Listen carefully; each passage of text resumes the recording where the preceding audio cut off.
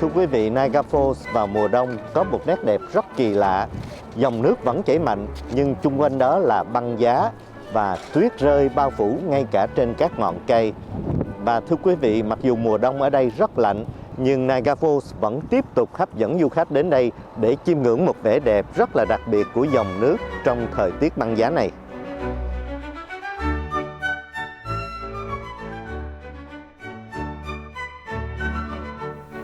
Thác Niagara Falls là một trong những thắng cảnh nổi tiếng của thế giới. Dòng nước từ hồ Erie đổ vào hồ Ontario qua sông Niagara River tới vùng này đã chia ra 3 nhánh tạo thành 3 dòng thác. Thác lớn nhất của Canada có tên là Horseshoe Falls và 2 thác nhỏ hơn của Mỹ có tên là American Falls và Bridal Veil Falls.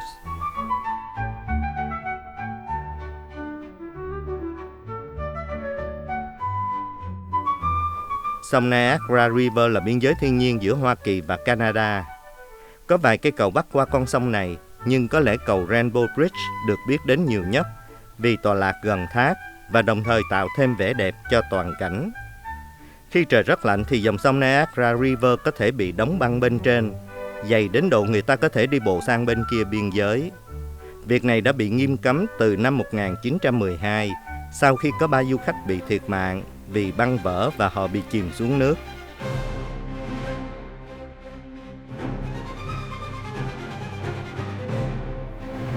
Để có thể thưởng thức trọn vẹn hơn vẻ đẹp của thác Niagara Falls, du khách phải đứng bên bờ Canada, ở vị trí mà chúng tôi đang thực hiện phóng sự. Thác Niagara Falls không chỉ đẹp nhờ sự hùng vĩ, mà còn nhờ khung cảnh thiên nhiên chung quanh.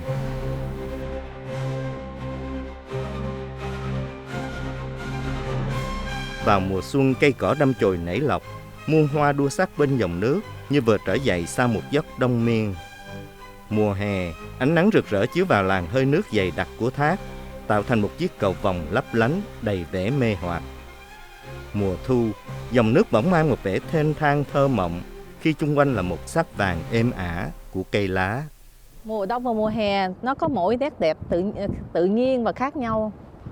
Mùa hè thì khi tia nắng mặt trời sáng lên thì tạo ra một cầu vồng rất là đẹp cho cái cảnh ở Niagara Falls. Mùa đông thì có tuyết phủ trắng và những cái nước từ thác rơi xuống những cành cây tạo thành những crystal.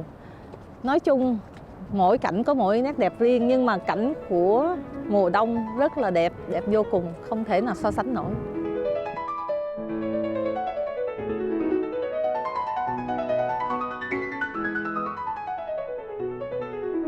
Du khách đến thăm thác Niagara Falls nhiều nhất vào mùa hè. Với mùa đông thì lượng khách có phần ít đi vì tiết trời quá lạnh. Chúng tôi đến thăm thác Niagara Falls khi nhiệt độ đang ở mức trừ 20 độ Bách phân. Nhưng với gió lộng, mọi người có thể có cảm giác như đang chịu đựng cái buốt giá của trừ 30 độ. Khi viếng thăm Niagara Falls vào mùa đông, có khi rất là lạnh. Nếu gặp những ngày không lạnh thì không sao.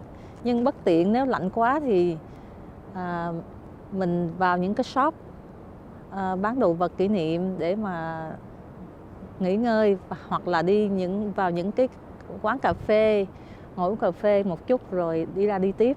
Nhưng mà vẫn còn rất là thích thú đi vào những ngày mùa đông để mà hưởng thụ những cái ngày đẹp như vậy. Không thể nào diễn tả nổi.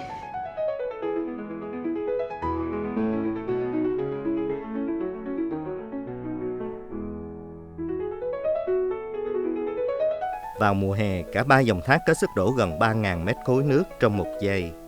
Trong khi vào mùa đông thì sức nước giảm đi khoảng phân nửa.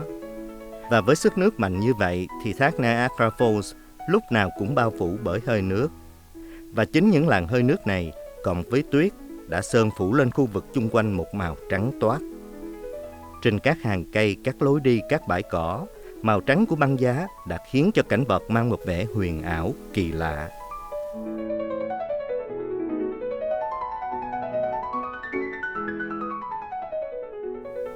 Lẫn trong làn nước của mùa đông là những tảng băng lớn trôi nhanh rồi lao xuống dòng sông khoảng 50 mét bên dưới.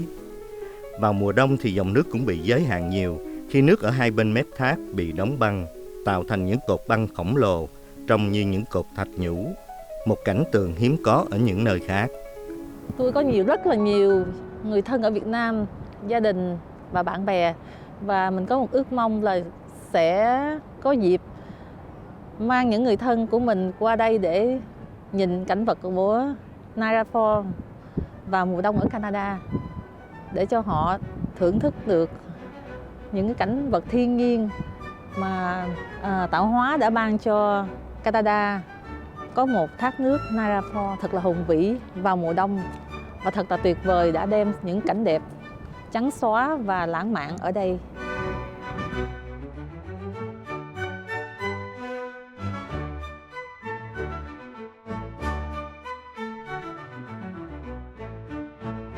Thưa quý vị, bên cạnh sự hùng vĩ thì cái băng giá của mùa đông đã tạo cho Niagara Falls có một vẻ đẹp đặc biệt.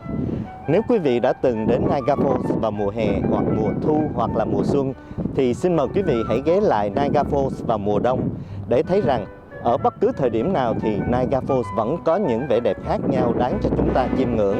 Và việc tiến tường thuật ngay tại thác Niagara Falls của Canada